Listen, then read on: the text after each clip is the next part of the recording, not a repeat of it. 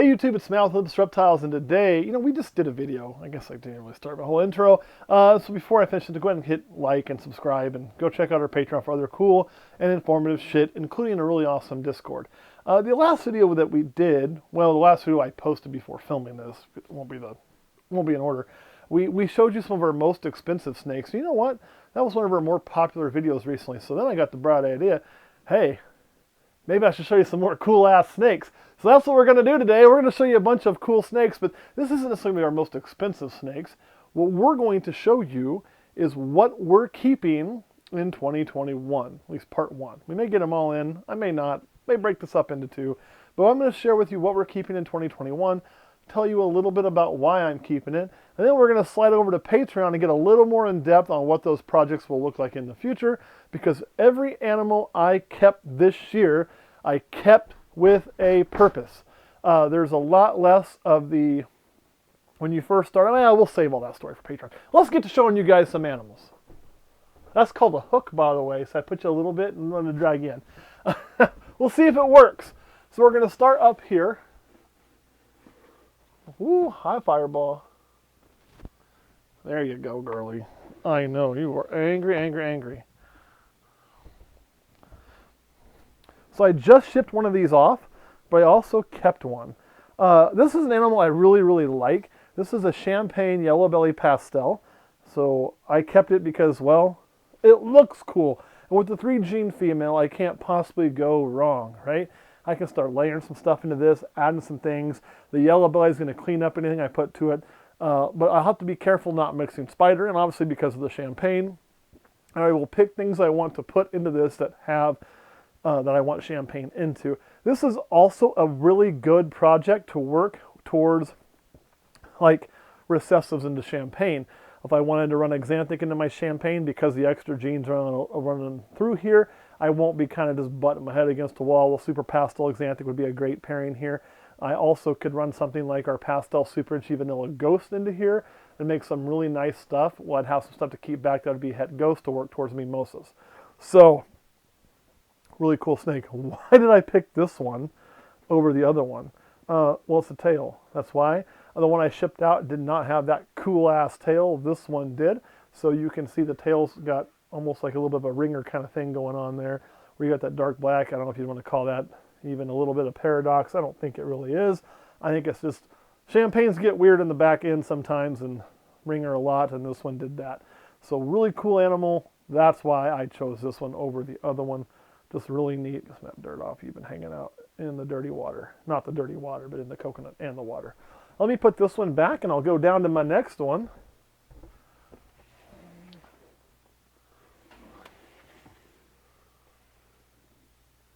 Oh, wow. Woohoo. So this was a late addition to the holdbacks. I've got one more I still need to move over. We'll share too. This is a pied female. Now, she just shut out. She was a little bit of a slow starter for me, but we really got her rolling. This is not my favorite pied of the clutch. However, that clutch did not give me a lot of options on females. So this ended up being the one I chose to keep. You can see her colors are hot, man. The orange is really, really nice. To say this isn't my favorite one is because we got one that's just freaking phenomenally perfect for what I want. But this is a really, really nice pied. So I didn't plan on keeping any pieds, but I said, you know what? I'm never going to have too many female pieds, so why not add one more? But nice white there, nice white there. That's 2 full bands. Well, you're going to take off on me. Don't do that, girlie. Then you can see a big 3rd band there, and then the tail. She is wanting to run, though. No. Calm down. There you go.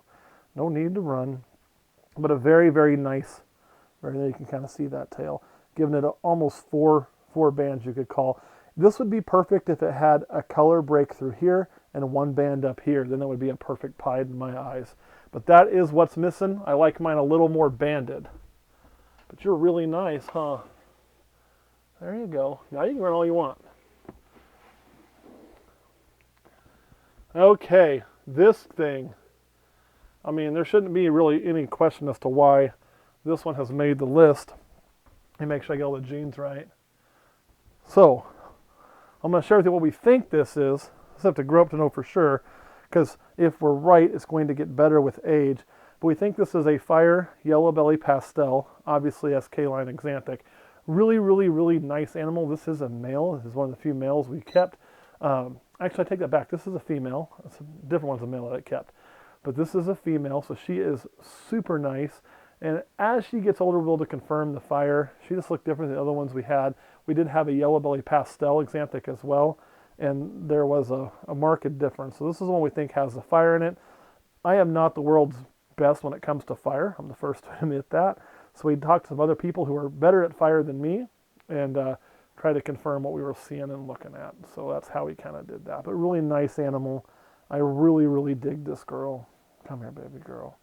She is just awesome. You can see the belly there. She is working on a poop. You can see kind of everything going through there. She has made a lot of camera time already in her young age. Oh, I know. You got a poop in you. Let me put you back. I got you running around. I imagine that's going to come right out now. I'd rather it not be on me.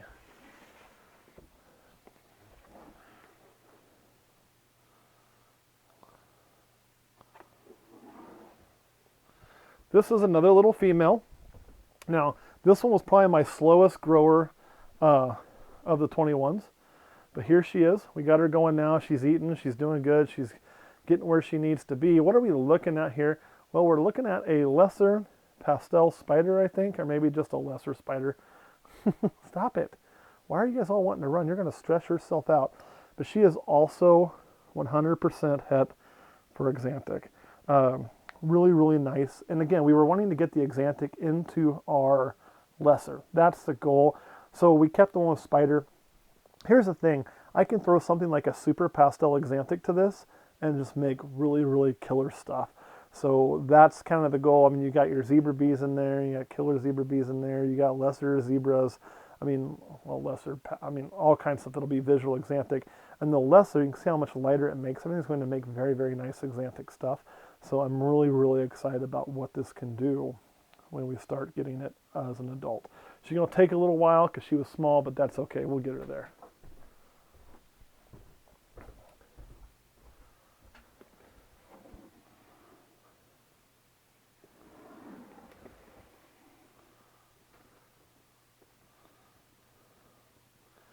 Now, this is the snake I probably got the luckiest on all year long. I intended to keep one of these. It was just simply a banana to Suma pairing, so we knew we were going to have banana mahoganies. I wanted a female.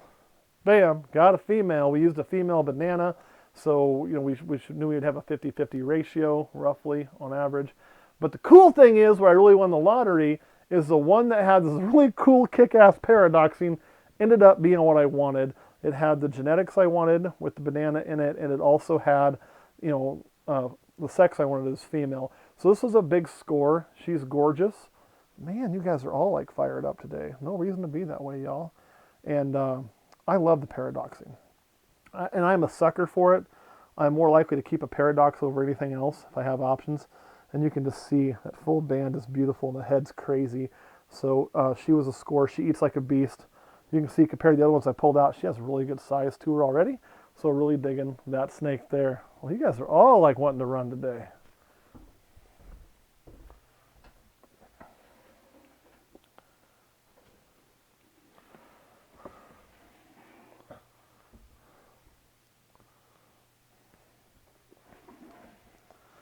Now this is one of the first females I elected to keep on the year. So she's got some really good size to her. She's also looks like crap right now. She's in shed, so you have to forgive her of that. So what are we looking at here? Well, we're looking at a super pastel. So there's two genes, right?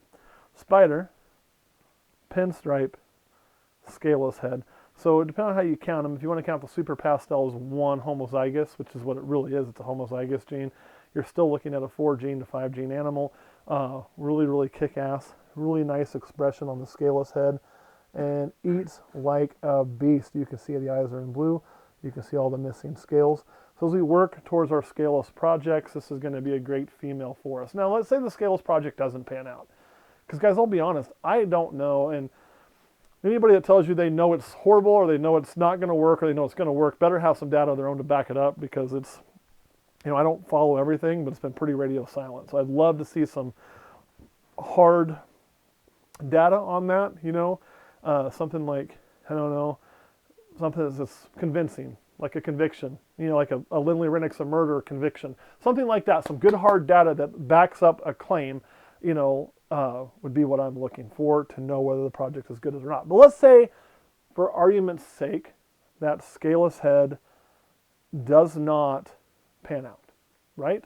Let's say scaleless is a dead end, and it's possible desert was the same way, desert ended up being a dead end. So let's say scaleless is a dead end. Is this animal then still got value? Yes, because what will basically happen is you won't want to pair a scaleless head to scaleless head. That'll be the only thing. You don't want to pair a spider to a spider either. But scaleless head, micro scale, those things, which we're still waiting to see if the full scaleless is viable, do make some subtle changes. So they do by themselves can add a little bit of value. They won't be anything crazy. Obviously, they won't add a ton of value if the scaleless is a dead end. But it's not like it can't be bred, and it's not like it's going to be inviable every time it breeds like the Desert Project was. The other cool thing with so many of their genes floating in here, she'll still be a very, very nice female for us to use. So she was kept with a purpose, and she even kind of hedges our bets on the scaleless stuff. So you ready to go back, baby girl? And I just really like her. I didn't own any spinners. I really wanted a really cool spinner. Got one. So really nice. Really nice.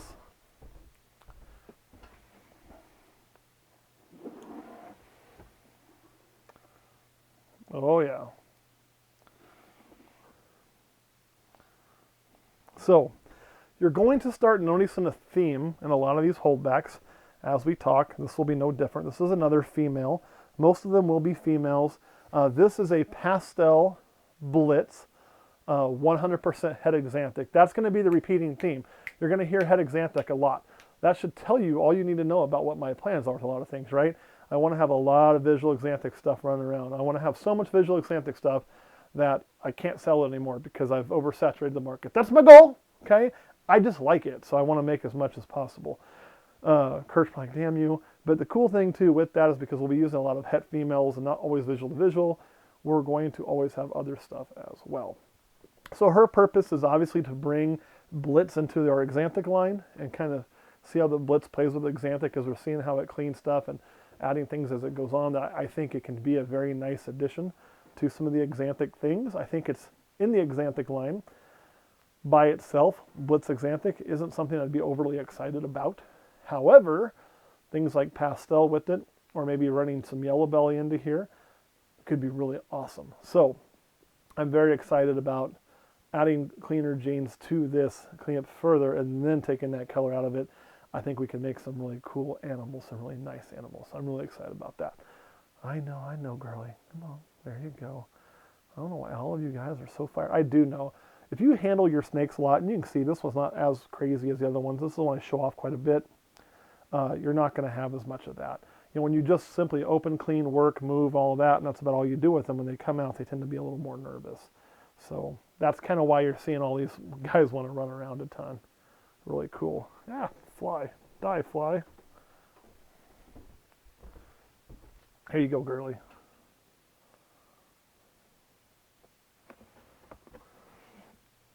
Oh, that's a 20. 20, 20. I still got some 20s of them growing up. Here we go. Oh, so that one I'm going to save for the next update I do because it's having a little bit of a rough shed. I need to do a little work on it. That will happen from time to time. Now this is a snake that is fighting me. And every now and then you'll have one that does do that. And this is one that is definitely a fighter for us. So I won't keep her out too long. I don't want to stress her. This is a little Pastel Leopard here. The thing with her is she just hasn't been her best eater to start. So I'm really having to work with her. I mean, she's not terrible, but she definitely does need to get some more food in her and some more things going on. But really, a Pastel Leopard spot nose. So there's spot nose in here as well. So you got 3 genes going on. I know, you want to tag me. I don't know why. Really cool looking animal. But again, this one's going to be a little bit of a project to get rolling.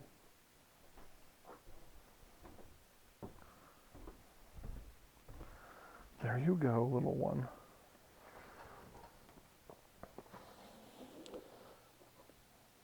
Oh, I know you're in shed too. Seems like everybody's in shed today, except for the one having a rough one. It's going to need a soak. But this is one of the males I did elect to keep. So what do we got? Well, we have got what we believe to be a super Pastel Marty Gras. This could have easily probably been on the list of, well, maybe some of our more expensive snakes, but I wanted to save it for this. Hi, you. We also want to prove out the super pastel before we call it for sure. Again, there's not a lot of these online. The more white in the head is what leads me to believe that. You also see a lot of things get mislabeled there. So we'll see when we breed it out.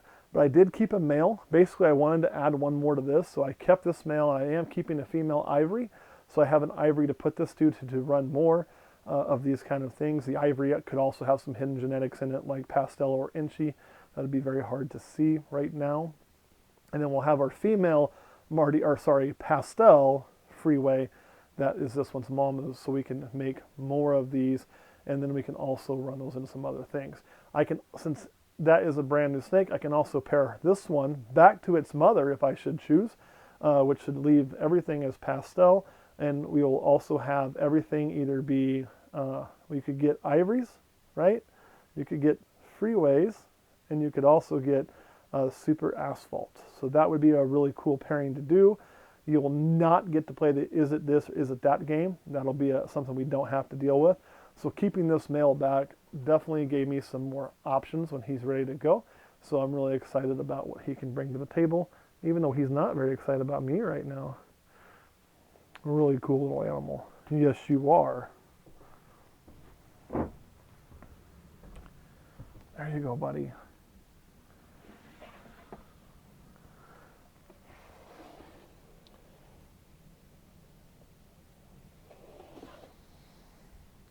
Okay, this is one that I'm really super excited about. And again, back to the theme, right? So what is this? We should start there. This is a Pastel Calico Blitz. 100% head SK Xanthic. So 4 bangers going in there. Nice 4-gene animal carrying that recessive. I haven't seen this combo really before, so it was kind of I had to look at one online. There was one that I don't think was using Blitz. I want to say it was using Hurricane. That was somewhat similar. So really cool. Didn't do kind of what I thought it was going to do, but you can really see some of the influences there. I expected the pattern to be busier, right? That was what I was really expecting. It's not as busy as I thought it would be.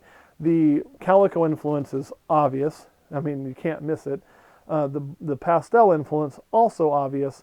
So the question was, is this a Blitz Pastel Calico or just a Pastel Calico? Well, the pattern is much closer and much busier than a Calico Pastel is, so that did push us there. It's just not as busy or crazy as I thought. Plus, you see all these get more blown out. That is the Blitz at work. Whoa, hi, buddy. Let's not do that.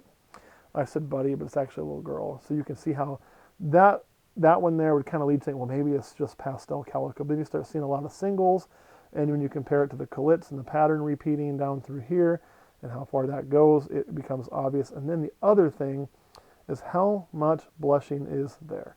That is not the normal we've seen with our Pastel Calicos. They got about 5 or 6 of them over there to compare it to, and it just compares differently to tell us that, yes, we believe all those genes are in there. If we're wrong, it won't be that big of a deal because I'll find out I'm wrong when I produce with it, since it's going to be a holdback. But really cool animal. I'm really happy with this one.